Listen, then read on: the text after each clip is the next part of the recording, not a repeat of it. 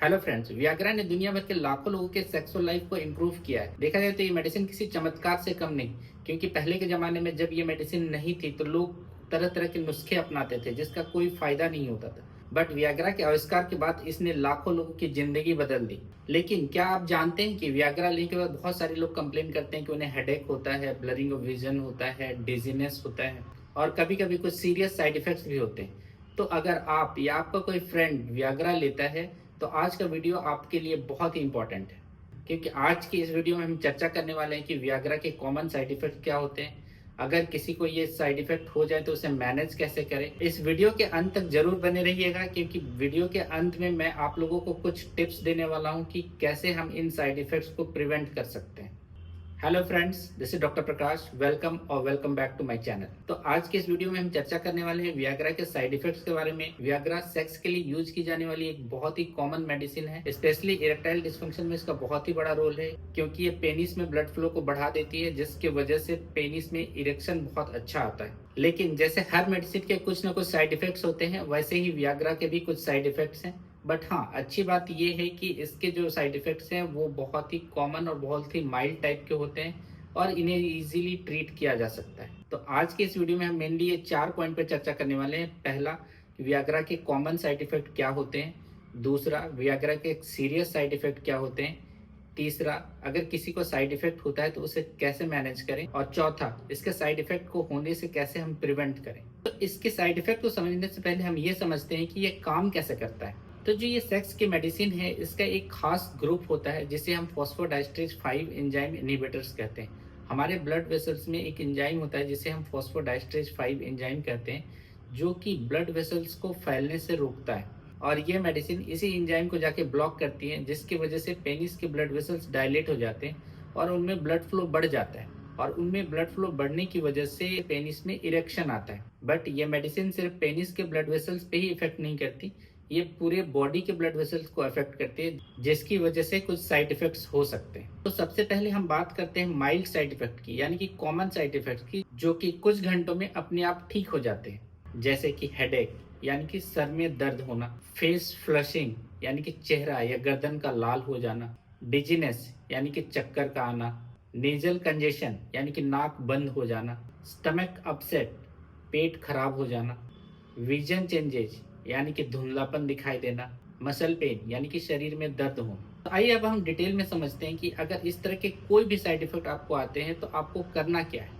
तो सबसे पहले नंबर पे हेडेक, ये बहुत ही कॉमन है और इसका सबसे कॉमन कारण है कि ब्लड वेसल्स के डायलेट हो जाना। तो अगर आपको वियाग्रा लेने के बाद हेडेक फील होता है तो आप बॉडी के हाइड्रेशन को प्रॉपरली मेंटेन करें, यानी कि आप पानी पिएं, अपना लिक्विड इंटेक बढ़ाएं। अगर इसके बाद भी आपका हेडेक कंटिन्यू रहता है तो आप माइल्ड पेन किलर जैसे कि पैरासीटामोल ले सकते हैं। बट हाँ, इसमें एक सावधानी बरतने की जरूरत है कि जब भी आप सेक्स की मेडिसिन यानी कि वियाग्रा लेते हैं तो उसके साथ साथ अल्कोहल कभी ना लें, क्योंकि अल्कोहल का काम भी वेसोडाइलेशन यानी कि ब्लड वेसल को फैलाना होता है। तो दोनों को एक साथ लेने से साइड इफेक्ट ज्यादा होंगे, यानी कि आपको हेडेक ज्यादा होगा। इसके साथ साथ एक और बात ध्यान रखने की जरूरत है कि अगर आपको फ्रीक्वेंटली हेडेक होता है, यानी कि जब भी आप वियाग्रा लेते हैं और आपको हेडेक होता है, तो इसका मतलब है कि आपको डोज कम करने की जरूरत है। तो इसका दूसरा कॉमन साइड इफेक्ट है वो है फेशियल फ्लशिंग, यानी कि चेहरे का या गर्दन का लाल हो जाना। तो अगर कोई पर्सन ये मेडिसिन लेता है उसके बाद उसका चेहरा लाल हो जाता है तो उसे रिलैक्स होकर एक जगह बैठ जाना चाहिए।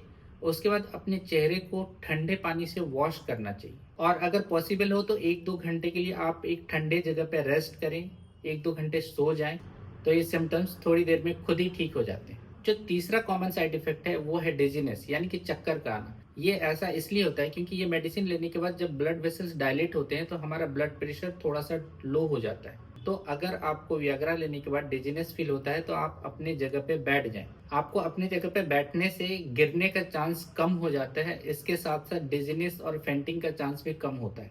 इसके साथ साथ अपना हाइड्रेशन मेंटेन रखें, पानी पिएं। और ये मेडिसिन लेने के बाद अगर आपको डिजीनेस आ रही है तो इसका मतलब है कि आपको अपना डोज कम करने की जरूरत है। जो इसका चौथा साइड इफेक्ट है वो है नेजल कंजेशन, यानी कि नाक का बंद हो जाना। तो अगर इस मेडिसिन को लेने के बाद आपका नाक बंद हो जाता है तो आप घबराएं नहीं, आप स्टीम इनहेलेशन यूज कर सकते हैं या फिर सलाइन नेजल स्प्रे भी यूज कर सकते हैं। ये सिम्टम जनरली टेम्परेरी सिम्टम होता है और कुछ घंटों में खुद ही ठीक हो जाता है। जो इसका पांचवा साइड इफेक्ट है वो है स्टमक अपसेट, यानी कि उनके पेट में या तो गैस बनता है या फिर पेट में डिस्कम्फर्ट फील होता है।